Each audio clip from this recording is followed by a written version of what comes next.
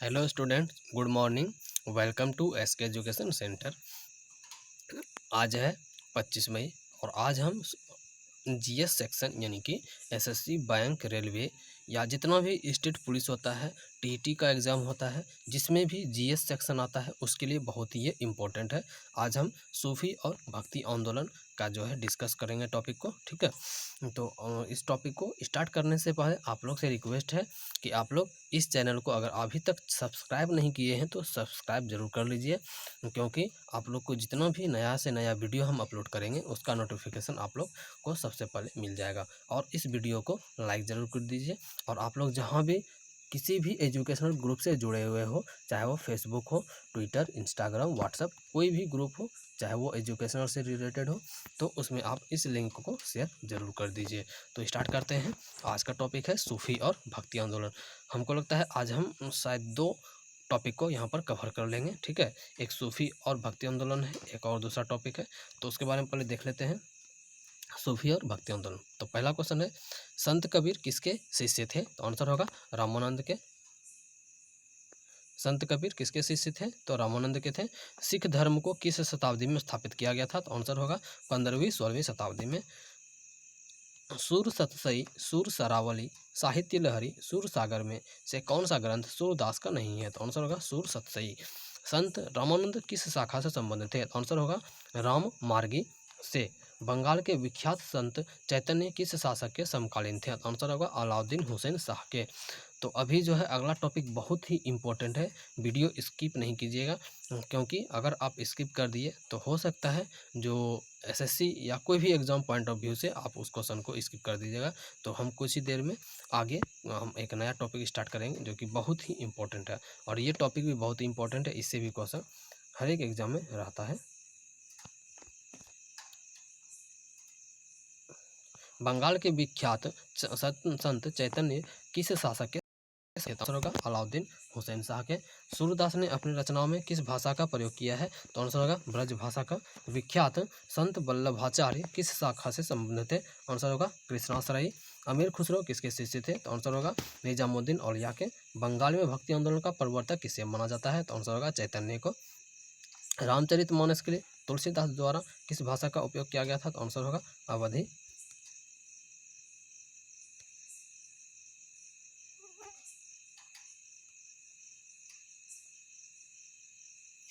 अब यहाँ से इसका ऑनलाइन ऑफलाइन दोनों का परीक्षा का ऑब्जेक्टिव शुरू होता है। पहला नंबर क्वेश्चन है, सूफी परंपरा में पीर से क्या आशय है? तो पीर का आशय होता है सूफियों का गुरु। सूफी परंपरा में पीर से आशय गुरु तथा मुरीद से आशय शिष्य होता है। गुरु अथवा पीर एवं उसके शिष्यों अथवा मुरीदों के बीच का संबंध सूफी पंथ का एक महत्वपूर्ण भाग था। दूसरा नंबर है, सूफी आंदोलन मूलतः कहाँ से प्रारंभ हुआ है? तो आंसर होगा फारस पारसिया से। इसका डिस्कस है। 10वीं शताब्दी के बाद परंपरागत रूढ़िवादी प्रवृत्तियों पर अंकुश लगाने के लिए इस्लाम धर्म का रहस्यवादी आंदोलन सूफी आंदोलन के नाम से प्रसिद्ध है। इस आंदोलन फारस पारसिया में हुआ था, जिसे वर्तमान में ईरान कहा जाता है। तीसरा नंबर है, सूफी आदेशों को किस नाम से जाना गया है? तो आंसर होगा सिलसिला। सूफी आदेशों को सिलसिला नाम से जाना गया है। चौथा नंबर है, अमीर खुसरो एक संगीतज्ञ था और क्या थे? सभी थे एक तरह से। तो सूफी अमीर खुसरो क्या थे? तो सूफी संत थे, फारसी तथा हिंदी का लेखक और विद्वान थे, इतिहासकार भी थे, ठीक है। अमीर खुसरो सूफी संत, फारसी तथा हिंदी का लेखक और विद्वान के अलावा इतिहासकार भी था। अतः उपयुक्त सभी विकल्प यहाँ पर, सभी ऑप्शन इसका सही हो जाएगा, सभी चीज़ सही है। पांचवा नंबर है, निम्नलिखित में से किसे तोता ए हिंद तूतीय हिंद कहा गया है? तो आंसर होगा अमीर खुसरो को। तोता ए हिंद अमीर खुसरो को कहा जाता है। अमीर खुसरो अलाउद्दीन खिलजी के दरबारी कवि थे, जो सितार एवं तबले के आविष्कारक माने जाते हैं। छठा नंबर है, संस्थापकों का जो सूची है और भक्ति संप्रदाय के साथ इसका मैचिंग करना है। तो इतना हम लोग को माइंड को नहीं बिजी करना है, तो इसको हम डायरेक्ट स्किप करके नीचे देख लेते हैं। देखिए, सूची फर्स्ट और सेकंड का मैचिंग है। तो शंकरदेव एक शरण धर्म, शंकरदेव का कौन सा रचना है? तो एक शरण धर्म है। उसका जगजीवन सतनामी है। लालगिन या लालबेग अलखनामी है। गोविंद प्रभु महानुभाव पंथ है। 7वां नंबर है, सूफी संतों का मिलान सिलसिलों के साथ करें जिनसे वे संबंधित हैं। तो इसका भी कोड यहाँ पर दिया गया है, इसका हम देख लेते हैं डायरेक्ट क्या होगा इसका मैचिंग। इसका डायरेक्ट जो मैचिंग होगा वो होगा शेख निजामुद्दीन औलिया चिश्तिया संप्रदाय, बहाउद्दीन जकारिया सुहारवर्दी, मियाँ मीर कादिरी, अहमद सरहिंदी नक्शबंदी। 8वां नंबर है अलवार संतों का आविर्भाव निम्नलिखित में से किस आधुनिक राज्य से हुआ। तो आंसर होगा तमिलनाडु से। पूर्व मध्य काल में दक्षिण भारत के तमिल क्षेत्र तमिलनाडु में भक्ति के दो संत धाराओं अलवार वैष्णव संत एवं नैनार शैव धर्म का शैव संत का विकास हुआ। 9 नंबर है भक्ति प्रचारक शंकर देव ने निम्न प्रादेशिक भाषाओं में से किसका उपयोग करके उसे लोकप्रिय बना दिया। तो आंसर होगा असमिया। शंकर देव असम के महानतम धार्मिक सुधारक थे। इनका संदेश विष्णु या उनके अवतार कृष्ण के प्रति पूर्ण भक्ति पर केंद्रित था। इन्होंने असमिया भाषा का प्रयोग बहुतायत में कर उसे लोकप्रिय बनाया। 10वां नंबर है शिवाजी के समसामयिक मराठा संत का नाम था। तो आंसर होगा संत तुकाराम। शिवाजी के समसामयिक मराठा संत तुकाराम एवं समर्थ गुरु रामदास थे। रामदास छत्रपति शिवाजी के गुरु थे। 11 नंबर है एनालेक्टस पवित्र ग्रंथ है। एनालेक्टस ये कन्फ्यूशियसवाद यानी कि कन्फ्यूशियन धर्म का ये जो है एक धार्मिक ग्रंथ है। एनालेक्टस कन्फ्यूशियस धर्म का पवित्र ग्रंथ है। अब हम बोल रहे थे स्टूडेंट्स कि अगला टॉपिक हम शुरू करेंगे इसी में, तो ये हमारा लास्ट टॉपिक है, ठीक है। और ये बहुत ही इंटरेस्टिंग टॉपिक है जो कि मध्यकालीन क्षेत्रीय राज्य से संबंधित है, ठीक है। जो कि मध्यकाल में जो रीजनल स्टेट हुआ था उसके बारे में क्वेश्चन राइज यहाँ पर हो रहा है। 4 मीनार का निर्माण किसने करवाया था। तो आंसर होगा मोहम्मद। 4 मीनार का निर्माण किसने किया था। तो आंसर होगा मोहम्मद कुली कुतुब शाह ने। गोल गुंबज किस सदी में बनाया गया। तो आंसर होगा 17वीं सदी में। 4 मीनार भारत के किस शहर में स्थित है। तो आंसर होगा हैदराबाद में। हम्पी में स्थित स्मारकों का समूह एक महत्वपूर्ण डैश केंद्र है। तो ये हिंदू का केंद्र है। हम्पी में स्थित स्मारक का जो समूह है ये हिंदू का केंद्र है। जोधपुर के किले का निर्माण किसने किया था। तो आंसर होगा राव जोधाजी ने। किस किले को गोल्डन फोर्ट के नाम से भी जाना जाता है। तो आंसर होगा जैसलमेर के किले को। प्रसिद्ध हवा महल राजस्थान के किस शहर में है। तो आंसर होगा जयपुर में। हवा महल किसने बनवाया था। तो आंसर होगा महाराजा प्रताप सिंह ने। रणथंभौर का किला डैश में स्थित है। रणथंभौर का किला राजस्थान में स्थित है। डैश वास्तुकला खगोलीय उपकरणों का एक संग्रह है जिसे महाराजा जयसिंह द्वितीय द्वारा बनाया गया था। तो आंसर होगा जंतर मंतर दिल्ली में। जंतर मंतर कहाँ स्थित है। जंतर मंतर राजस्थान में स्थित है। चांद बीबी डैश की शासिका थी। चांद बीबी अहमदनगर की शासिका थी। चंद्रगिरी का किला 11वीं शताब्दी में बनाया गया एक ऐतिहासिक किला है जो डैश में स्थित है। आंसर होगा आंध्र प्रदेश में। चित्तौड़गढ़ किला कहाँ स्थित है और इसका आंसर होगा राजस्थान में।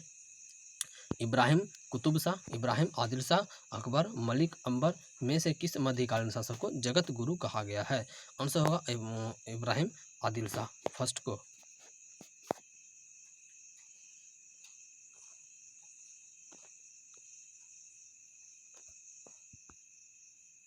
बहमनी शासक ताजुद्दीन फिरोज ने विजयनगर के किस शासक की पुत्री से विवाह किया था। आंसर होगा देवराय फर्स्ट। बंगाल के किस शासक ने चीन के साथ संबंध स्थापित किया था। आंसर होगा गयासुद्दीन आजम शाह ने। विजयनगर के किस शासक ने अपने साम्राज्य में पुर्तगालियों को चर्च बनाने की इजाजत दी थी। तो आंसर होगा वेंकट द्वितीय ने। विजयनगर साम्राज्य का कौन सा शासक पुर्तगाली गवर्नर अल्बुकर्क का मित्र था। तो आंसर होगा कृष्णदेव राय। तालीकोटा के युद्ध के समय विजयनगर साम्राज्य में कौन से राजवंश का राज था। तो आंसर होगा तुलुक। कौन से युद्ध से विजयनगर साम्राज्य का पतन हुआ। तो आंसर होगा तालीकोटा युद्ध। गोल गुंबज क्या है। तो यह होगा मोहम्मद आदिल शाह का मकबरा। पहला नंबर है ऑफलाइन ऑनलाइन का ऑब्जेक्टिव क्वेश्चन है। विजयनगर राज्य की स्थापना किसने की थी। तो आंसर होगा संगम वंश ने।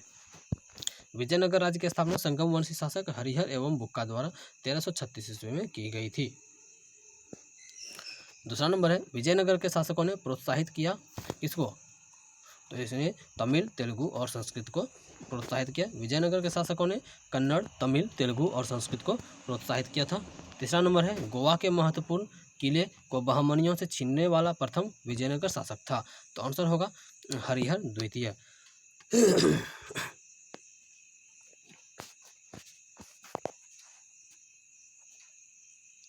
गोवा को बहमनियों से सर्वप्रथम छीनने वाला प्रथम विजयनगर शासक हरिहर द्वितीय था। हरिहर सेकंड था। 1377 यानी कि 1377 में उसने बहमनी सुल्तान मुजाहिद की मृत्यु के कारण हुई अर्थव्यवस्था का लाभ उठाकर गोवा को जीत लिया। चौथा नंबर है 1420 ईस्वी में विजयनगर साम्राज्य में आने वाले इटली के यात्री का नाम था। तो आंसर होगा निकोलो डी कॉन्टी। इसका आंसर हो जाएगा निकोलो डी कॉन्टी। 1420 ईस्वी में विजयनगर साम्राज्य में आने वाला इटली का यात्री निकोलो डी कॉन्टी था, जो देवराय प्रथम के शासनकाल में आया था। 5वां नंबर है कृष्ण देव राय किस राजवंश के शासक थे? तो आंसर होगा विजयनगर। कृष्ण देव राय का राज्यारोहण 1509 ईस्वी में हुआ था तथा उसने 1529 ईस्वी तक शासन किया। वह विजयनगर साम्राज्य का महानतम राजा एवं भारत के महान शासकों में से एक था। कृष्ण देव राय ने कौन सी पुस्तक लिखी थी? तो आंसर होगा अमुक्त माल्यद। कृष्ण देव राय के शासनकाल को तेलुगु साहित्य का क्लासिकल युग कहा गया है। इसके राजदरबार में तेलुगु साहित्य के 8 सर्वश्रेष्ठ कवि रहते थे, जिन्हें अष्टदिग्गज कहा जाता था। कृष्ण देव राय ने तेलुगु में अमुक्त माल्यद एवं संस्कृत में जाम्बुवती कल्याणम की रचना की। इन्हें आंध्र भोज, अभिनव भोज, आंध्र पितामह आदि उपाधियां प्राप्त की थी। यह बाबर के समकालीन थे। तो 7वां नंबर है तेलुगु कृति अमुक्त माल्यद का लेखक कौन था? तो आंसर होगा कृष्ण देव राय।